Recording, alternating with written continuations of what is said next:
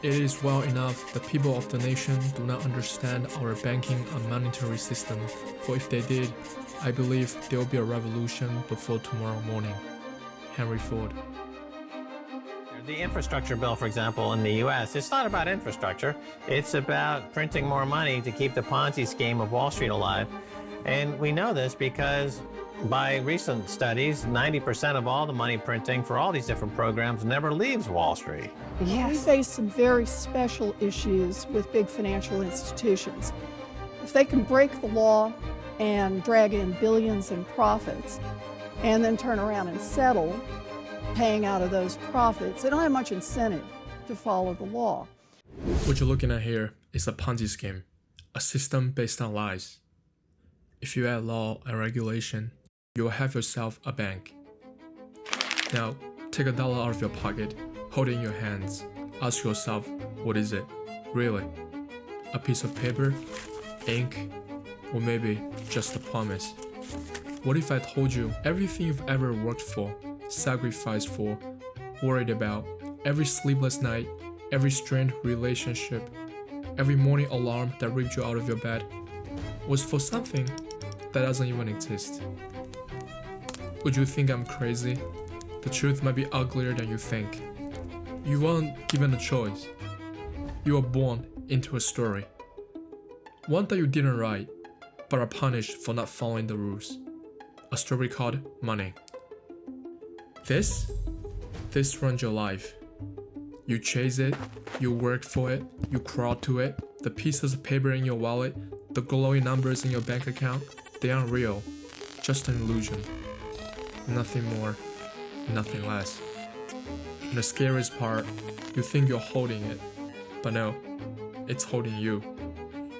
By the end of this video, you'll see that there's a side to the equation of money you are never taught. It will make you doubt everything, question everything, shatter everything you thought you knew up to this point. You can exit now, scroll away, move on with your life, keep living in a fiction of money, remain a pawn in someone else's game. But if you choose to stay, you'll forever change the way you see money. Are you still here? Let's begin. Once upon a time, money was real, tangible, hard to replicate. Gold, grain, shells, cattle, and land. Then came notes, promises, tokens of trust you could redeem for goods locked away in a vault. And then came fiat money, paper and ink. Value not from gold or silver, but simply government's words. But we're probably going to curtail our printing of money out of thin air because it's not having any effect. So when is the world going to realize the printing of money devalues the currency? In 1971, your money lost its last link to reality when President Richard Nixon killed the gold standard. Accordingly, I have directed the Secretary of the Treasury to take the action necessary to defend the dollar against the speculators. I have directed Secretary Connally to suspend temporarily the convertibility of the dollar into gold. And just like that, money became a story with no anchor, backed only by trust. With a keystroke, a click, an accounting entry, new money was created out of thin air.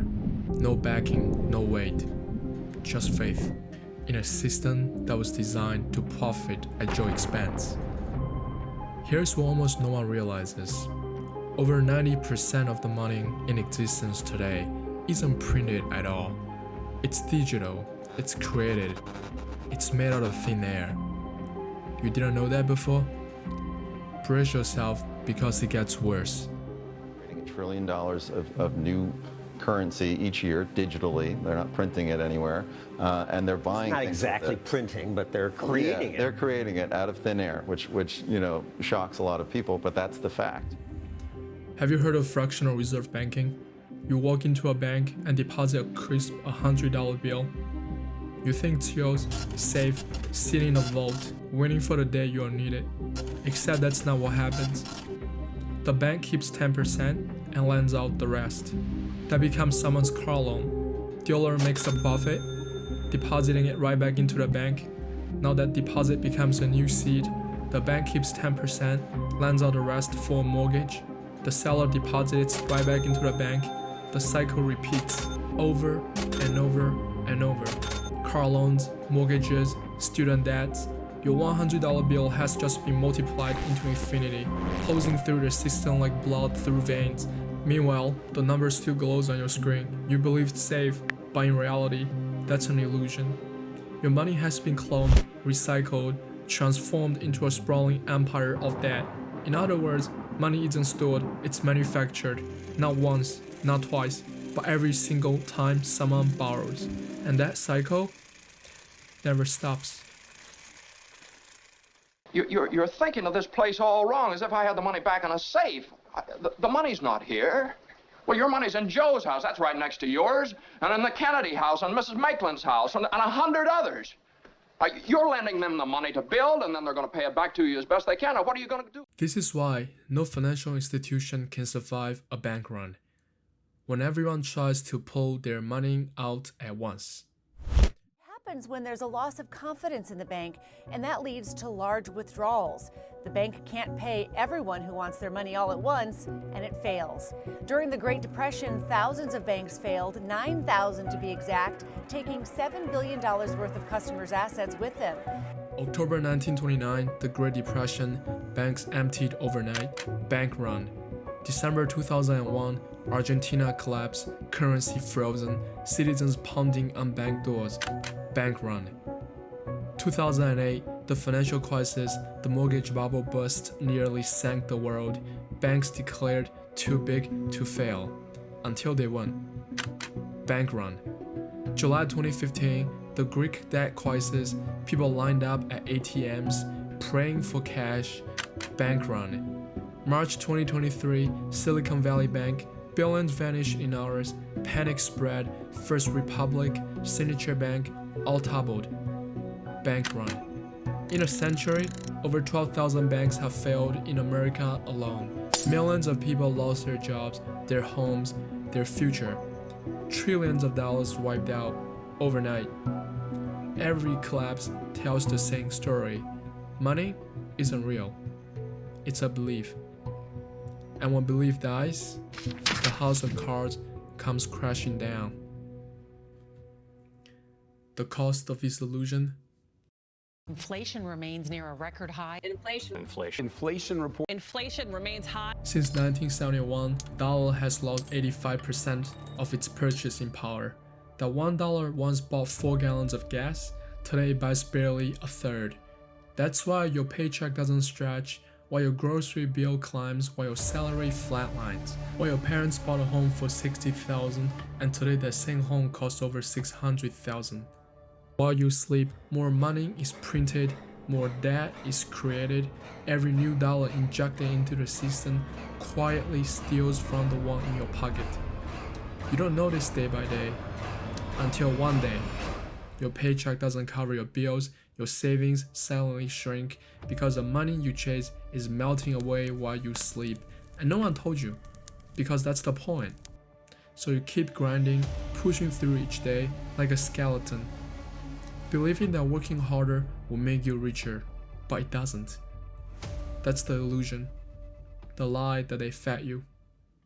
And here's you, still working long hours, still exhausted, but money? Never enough.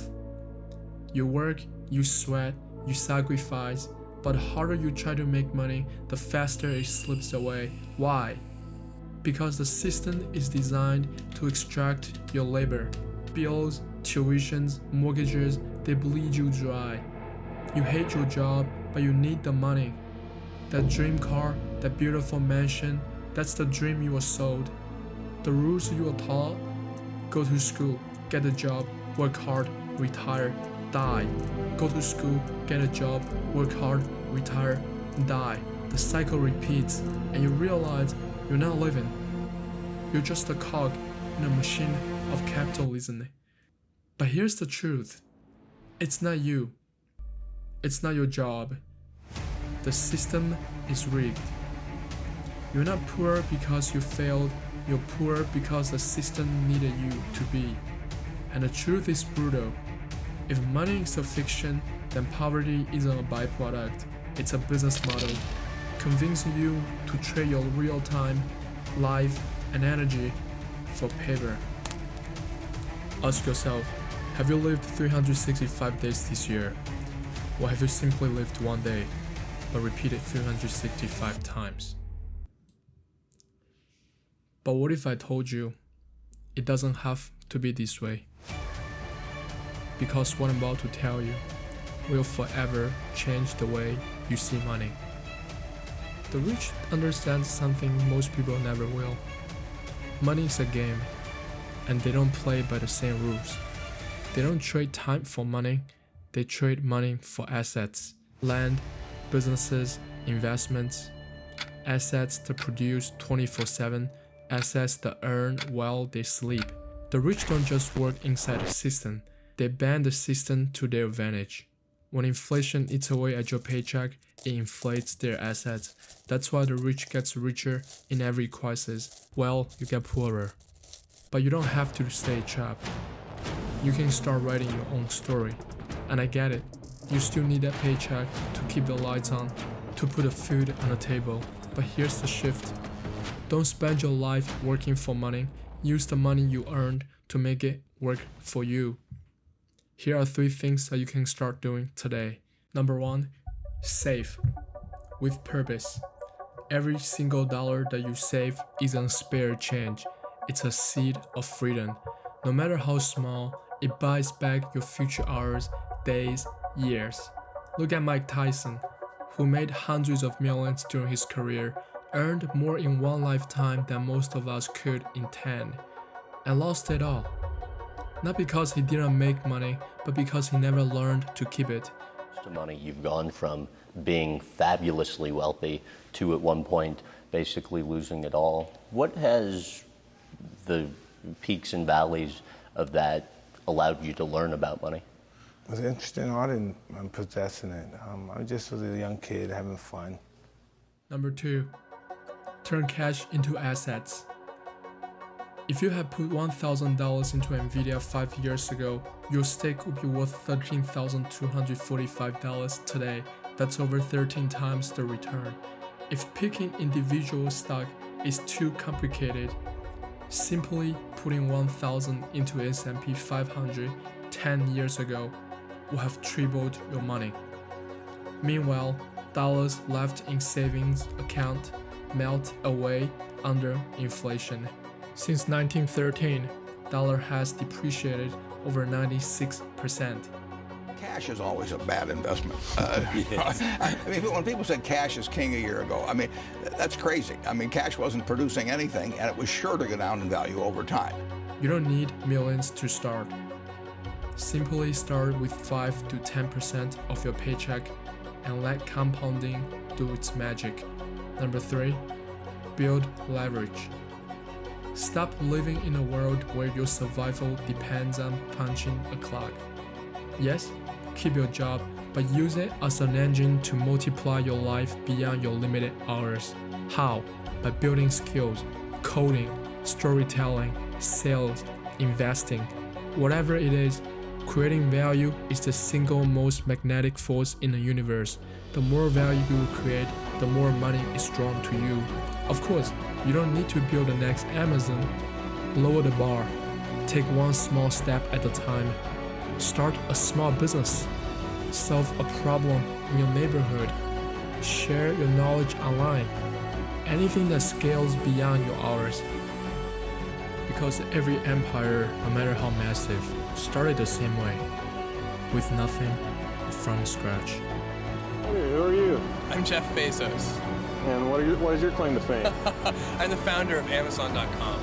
For most people, it's not hard work that scares them. It's taking the first step.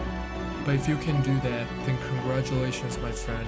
You're no longer a pawn, replaceable, expendable, doomed to die on someone else's board. You've become the king, and now the game revolves around you. You're no longer a sheep, dizzy from the lies. You're the shopper, and you decide your own destiny. This is how you step outside this illusion. The system is rigged, But once you see the rules of the game, you can play it differently. Money is a story, but the next chapter, that's up to you. So, what is it gonna be?